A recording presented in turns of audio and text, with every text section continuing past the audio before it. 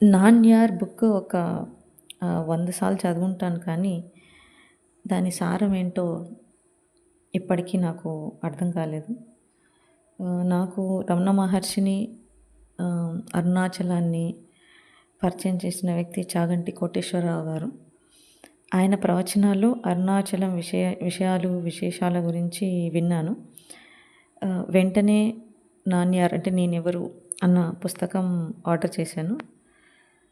కొన్ని మన దగ్గరకు వచ్చినప్పటికీ వాటిని స్వీకరించే శక్తి మనలో ఉండదేమో అని ఈ నాన్యార్ బుక్ ఇన్నిసార్లు చదివాక కూడా అర్థం కాలేదు కాబట్టి అలా అనిపించింది నాకు. మనకు తీసుకునే శక్తి ఉండకపోవచ్చేమో అన్నదొకటి స్ఫురించింది. దాని తర్వాత ఎన్నో సంవత్సరాల నిరీక్షణ అరుణాచలం వెళ్ళాలి అని. కానీ ఎప్పుడో ఏదో ఒక రీజన్‌తో ఆగిపోవడం జరిగింది. బట్ ఈ ఇయర్ ఈ 24వ తేదీ వెళ్ళాలన్న సంకల్పం చాలా ఉండింది. ఎందుకంటే అక్కడ ఒక ఆధ్యాత్మిక వ్యక్తి రీసా అనే అతను ఉపదేశ సారం అనే బుక్‌ని ఆవిష్కరిస్తున్నాడు. అంటే ఏదో ఒక రీజన్ ఆయన పెట్టుకొని వెళ్ళాలి, అలా అయినా అరుణాచలాన్ని సందర్శించాలి. రమణ మహర్షి ఆశ్రమం ఆ ఫీల్ ఒకసారి అంటే ఆ అనుభవం ఒకసారి అనుభవించాలి. అంత సైలెన్స్ ఒక మనిషి ఎలా ఉండగలిగాడు, ఒక వరల్డ్ రికార్డ్ మనిషి అని అనిపించింది. బట్ ఈసారి కూడా ఏదో ఒక రీజన్తో ఆగిపోయాను. కాకపోతే ఇక్కడ విచిత్రం ఏం జరిగిందంటే, నేను మాల వేసుకున్న రెండో రోజు మూడో రోజు ఈ ఉపదేశ సారం బుక్ ఏదైతే ఉందో అది నాకు కొరియర్ ద్వారా వచ్చింది. అంటే రమణ మహర్షి తాతని నా దగ్గరకు వచ్చిన ఫీలింగ్. ఆ బుక్ చదువుతున్నంతసేపు ఆయన మాటలు నేను వినలేదు. బట్ ఎందుకో ఆయన చెప్తున్నట్టుగానే అనిపించింది. బుక్ చదువుతున్నాను, ఏమర్థమైందో ఇంతవరకు నాకు కూడా తెలియదు. సో మనం ఎక్కడికైనా వెళ్ళాలి, ఏదైనా కావాలి అని సంకల్పించుకున్నప్పుడు అది జరగనప్పుడు అది దైవం విని మన దగ్గరికి పంపిస్తాడు అన్న ఒక నిదర్శనం ఈ ఉపదేశ సారం అని అనిపించింది. సో రీసా నాకు అదే యూట్యూబ్ వీడియోస్ ద్వారానే పరిచయం. నా లైఫ్లోకి 2-3 గురువులు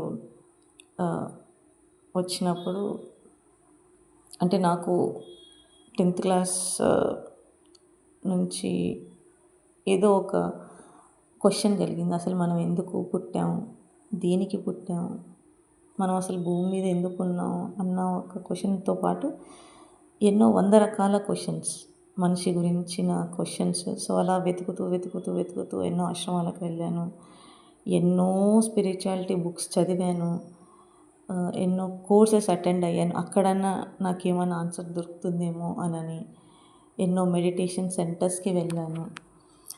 బట్ ఎక్కడా కూడా నన్ను తృప్తిపరిచే ఆన్సర్, లేకపోతే నన్ను గట్టు మీద పడేసే ఆన్సర్ నాకు ఎక్కడా దొరకలేదు.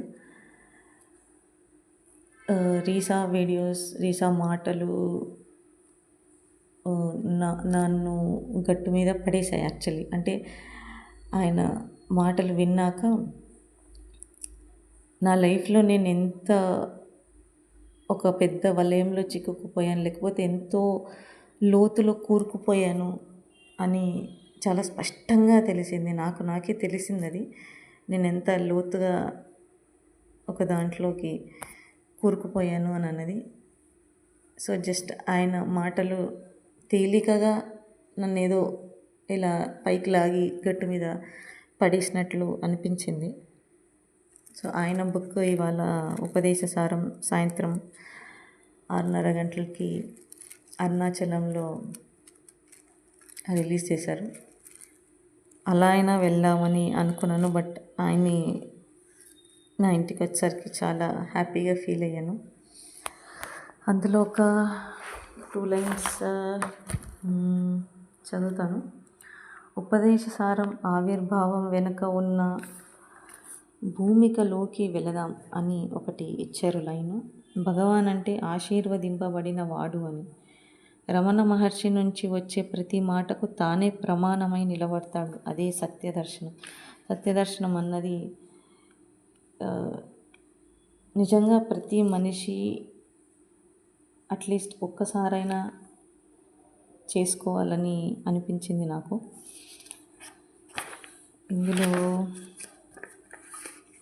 ఇంకొక మాట ఆయన ఏం చెప్పారంటే, ఆయన చెప్తున్నది ఎవరికి చెప్తున్నారో ఎవరు వింటున్నారో నా రమణ గీత అని మెన్షన్ చేశారనమాట. ఇది నిజమే కదా.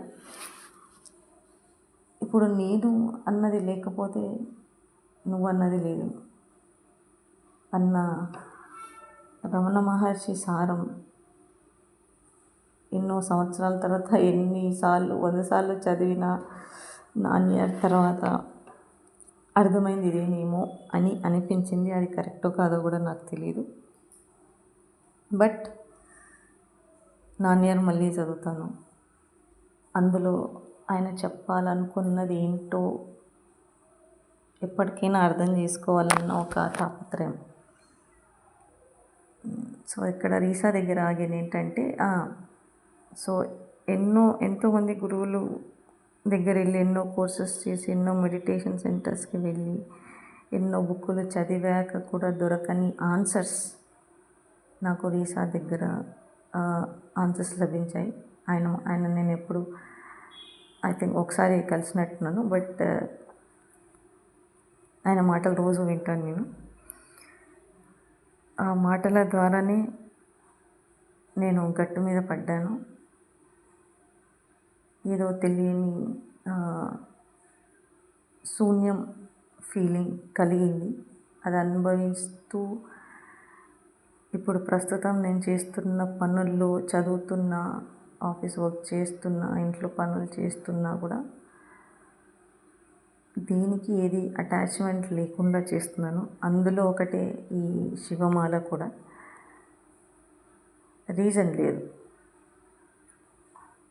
రీజన్ లేని ఒక ప్రక్రియ చేస్తున్నాను ఇది. సో రమణ మహర్షి గారు, రమణ మహర్షి తాత బుక్ మీదున్న ఆ నవ్వుతో కూడిన ఫోటో చూస్తుంటే ఏదో చూసావా, నువ్వు నా దగ్గర రావాలనుకున్నావు కానీ నేనే నీ దగ్గరకు వచ్చానన్న ఫీలింగ్ కలిగింది. ఆ బుక్ ఓపెన్ చేయగానే చాలా హ్యాపీగా ఫీల్ అయ్యాను. చూద్దాం ఈ ఉపదేశసారం ఎంతవరకు నాకు అర్థం అవుతుందో, రమణ మహర్షి తాత ఏం చెప్పాలనుకుంటున్నారు ముందు వీడియోస్లో ఒకవేళ నాకు అర్థమైతే చెప్పడానికి ట్రై చేస్తాను.